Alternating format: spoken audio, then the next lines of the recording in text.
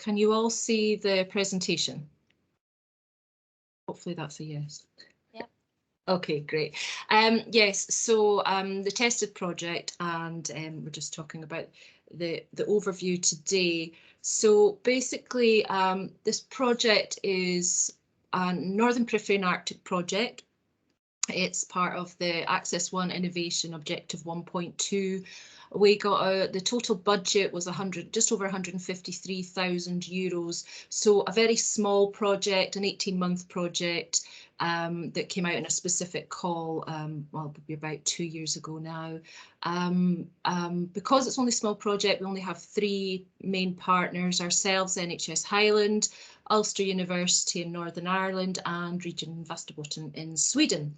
We also have several associate partners from different parts of the UK and also from the Faroe Isles, who have also been very integrated into the project and helped us through it, so that's been very useful. We started in September of 2020 and we're due to finish at the end of February. So basically the tested project was looking at IoT in non-clinical settings.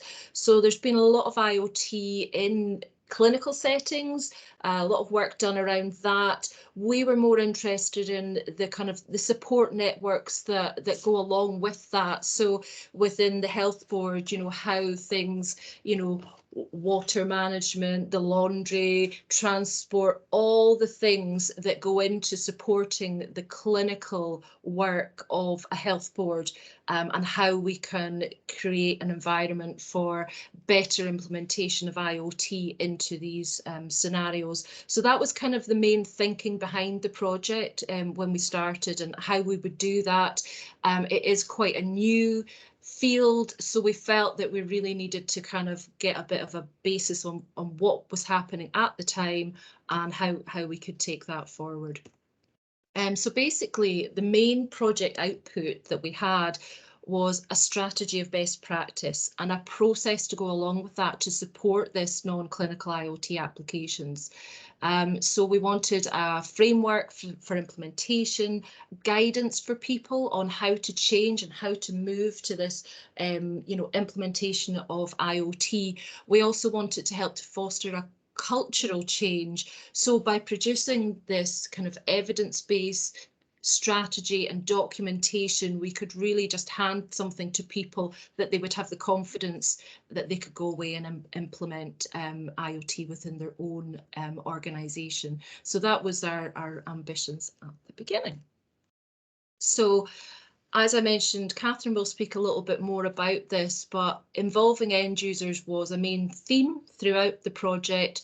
So we had to speak with people, you know, from the beginning right the way through, even up till now. We're still kind of having discussions with people on how to still shape this strategy and the toolkit that goes with it.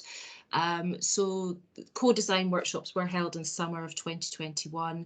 We held those with, there was one with kind of SMEs from that kind of perspective of things, people that would be supplying the IoT to public sector, and then also another session with public sector organisations to get their take on things as well.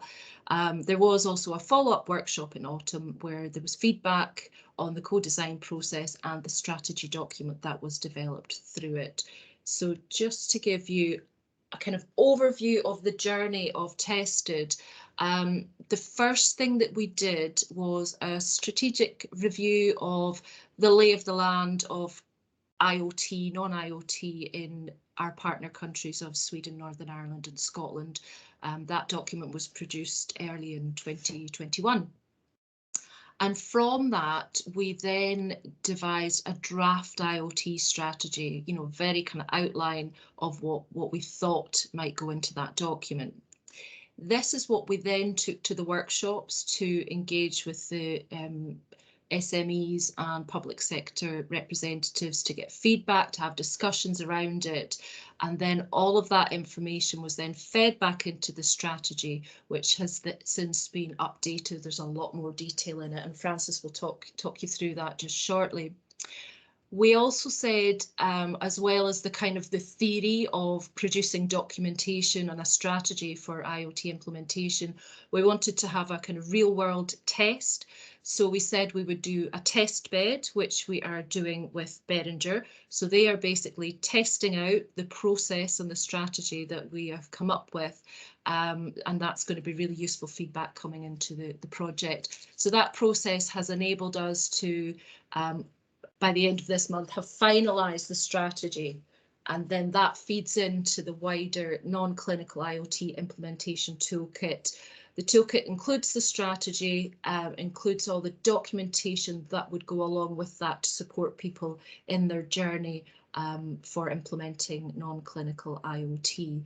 So that basically, in a nutshell, I don't want to go into too much detail because you will hear more about that, is what we have done throughout the tested project. It's been quite interesting, and I think you know, everyone feels that the engagement sessions have really helped to push things forward and really get a final product that we are almost ready to send out.